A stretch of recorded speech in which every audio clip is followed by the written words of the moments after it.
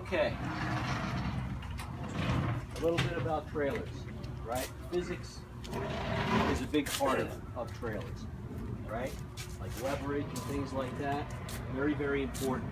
We talked about a winch stand. Let's start right here. Winch stands are available in a lot of different shapes. If you look right here, there's 3 of them. See that one's short and vertical? This one's longer and more of an angle, and this one's more of an angle and even longer. Yep. Obviously, this one would work well on a very high-bowed center console. On a smaller, like deck boat, you see where the space is tight from the eye to the top of the boat? Yep. You need a lower winch stand. Okay. You can also see, if you look at the differences, yeah, they're different size trailers, but they're also different strengths, right? That winch stand is much weaker than this one is. Why? Because this has all this leverage in this triangle here, where that one, the triangle is very small. So you couldn't take that winch stand and put it on this trailer with this boat, right? It might fit, but it won't work. By the way, if you ever see a customer comes in and says this trailer is the wrong trailer, my winch, and their winch is all bent up, you know, obviously they were pulling too much weight, or this is bent, pulled up, whatever, it has nothing to do with the trailer, it's the way they're loading the boat. They're not going in the water enough. Any of these trailers, the way you use them, a very general rule, is when you back down the boat ramp, you want the front of the bunk right here Be out of the water. to be out of the water, just a little bit like that. The reason for that is when you come up with the boat, the bunks automatically center it, as we've all done 100 times. But you want the boat to stick in the trailer once you get to the top. You don't want to put the boat in and then let off the gas and it slides right back off again. You don't want to be out of control ever. Sometimes in a rare case you got to leave the motor in gear, go up to the front of the boat if you're by yourself, lay on the front deck, reach down here, hook the winch strap on, and put a little bit of tension so that you can shut the motor down and tilt it up. You never pull a trailer out of the water when the motor's down, right? And when you do pull a trailer and a boat out of the water, once you get going, keep going. Never stop on your way up the ramp. You might not be able to go again. You'd have to start the process over. But anyway, what makes a boat trailer outlet trailer unique? We could start from the front. Now this is a larger trailer. This type of coupler, it's a coupler and master cylinder, brake master cylinder all in one. We start off with really, really heavy-duty tow chains. You don't see lightweight chains on the front of our trailers, and the reason for it is obvious. If it pops off the ball, that chain's got to hold everything together, and these you can see are really beefy. This is the blue wire that I was talking about. The color code blue goes to the brake cutout, which is an electric switch mounted down in here that shuts off the hydraulic oil flow so the brakes do not apply when you back up.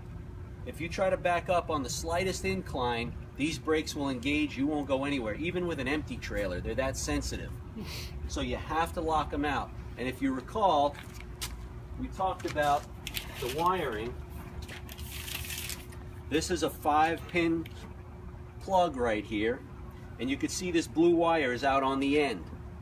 So if we energize this pin right here, this is going to engage the lockout solenoid and stop the brakes from blocking you from backing up.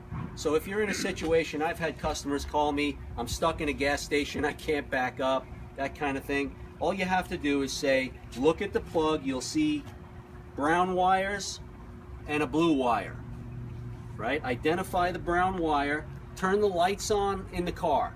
Now this brown circuit, or the 3rd pin in, is actually, in this case, it's the 4th pin in, is energized.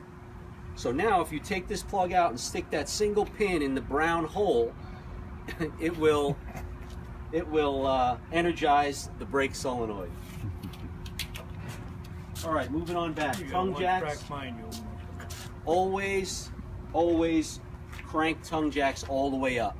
Don't take a chance. The one time you leave it 3 inches up, you're going to hit a driveway, bend it up. They're very expensive. And most of them on our trailers are the adjustable kind where you just pull the pin and they'll just swing right up. So definitely do that. Over here, remember we talked about webbing in the I-beam? If you look right here, it's rounded in this web. That means this is structural aluminum. You can build buildings out of this stuff. Unlike architectural aluminum, which is what they use in aluminum fences and screen room enclosures, that stuff does not have webbing here like this, so it's very thin and very weak. It's also much less costly because aluminum is sold by weight. So we could build the same trailer and save about 25% in cost by using an architectural aluminum. It'll look great, but over time it's going to fail. If you've ever seen a trailer that has a patch welded right in here, that typically means they use too light of an I-beam, and you'll never see that on our trailers. Never, never. This trailer right here is an 8,200 pound capacity trailer. We use a 10,000 pound coupler. We have 10,000 pound disc brakes on all wheels. A neat feature with us, we have all aluminum cross members all the way from the front to the back. There are no galvanized steel cross members here. The axle assemblies, the way they're built, this is a spring axle. We'll go over to a torsion axle later. A torsion axle is actually structural. It makes the trailer itself stronger when it's bolted up to the frame. And that's why we use them in everything 8,200 pounds and under. The fenders, we have really neat steps. And you can stand up on them. You can walk on them. When you're walking down to get your boat in a very high tide situation, it's very helpful, and they're very sturdy, and they're not slippery. Bunks, we use all pressure treated wood. We do not use cypress. Cypress is an endangered species wood. We don't want to do that for the green reasons, and the pressure treated lumber is stronger and it lasts longer. If you notice too, it's not 2 inches thick, it's 4 inches thick. These are the optional bunk boards up in the front. Remember we talked about a pulpit, right? If you have a pulpit, you see that anchor hanging out the front of that boat? That's not too bad, but if you have one with a pulpit that really sticks out a couple feet, you definitely want to use these bunk boards so that the bow of the boat cannot drop as you come off, and it rises as you come on. Very, very important. We use American-made tires. Our customers can actually get warranty on tires direct from the tire manufacturer. There's an 800 number right on the tire. So if they have an issue anywhere in the country, they can call and get it taken care of. Out back, every one of our trailers has LED taillights. These are completely sealed and they're lasting many, many, many years. Provided you don't crack this seal, they will last indefinitely. LED lights, as we know, they will just last forever. And they draw a whole lot less on the vehicle's battery, which saves fuel over time. Our trailers are adjustable many different ways. These two bunks, we can move them in or out, and up and down, and forward and back. Up and down and forward and back is very, very rarely done. Maybe 5% of the time. The other 95% of the time, we can fit just about anything out there by moving these bunks in or out. If it's a shallower V and you have an issue with the boat hitting the fenders, you move the bunks in, it's going to make the boat go up. If it's a deeper V, you might have to move the bunks in to meet that V if it's really deep. But also you can move it out and get the boat down lower. If you notice, we have V-groove axles and V-groove cross members. So the boat can sit down much lower in the trailer. A lower center of gravity saves fuel.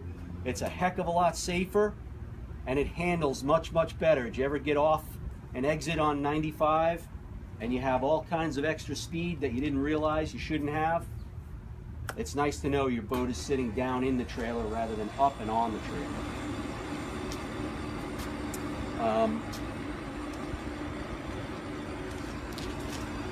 The hubs we use are all galvanized, heavy-duty hubs with built-in grease fittings.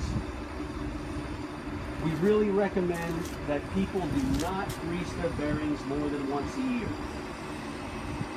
The biggest problem we have with boat trailers is people love to grease their bearings. And when you give them a grease fitting that makes it really easy, they want to do it all the time. And what that does is it's really a negative thing. If you look at cars, I'll bet nobody's ever changed the bearings in their car. I remember my dad years ago used to do that when you got 100,000 miles on a car. Today they don't do it at all. And the reason is because they're sealed, they have grease in them, and they're permanent. Well, these are that way. By over-greasing them, what happens is you pressurize the hub, which makes the seal deform in the back side of the hub. It actually makes the seal open up. So you pump all this grease in the front, it comes right out the back, and then what happens? When you tow your boat, the trailer's loaded, you're towing it to the boat ramp, the bearings get warm, you back it into the cool water, that cools the air inside the hub, it shrinks that air, and it creates a vacuum. That sucks salt water right in, and in about 20-30 miles, your bearings are going to fall out. So the best thing to do is service them once a year, give them a little bit of grease, and pay attention to what you're doing. I would change bearings every 2 years, no matter what. They're cheap, it's a great insurance policy, and it makes a lot of sense. While we're out here, let's talk about spare tires. This trailer doesn't have a spare tire, but you have two choices. You can either put a spare tire and a mount, which obviously gives them exactly what it says, a spare tire and a mounted place to hold it. The other option we have is called an axle stub mount. And basically it's one of those axles cut in half, and then we mount the whole axle across the trailer frame, we bolt it on, and now you've got a hub with bearings and grease in it that you put a trailer tire and wheel on, and you have a complete spare package. You can never get stuck on the side of the road. Another benefit of our torsion axles, by the way, is because they're not connected between the two axles, they don't have any equalizer hardware. So if you got a flat on one of the tires, you can actually take that tire off and keep going.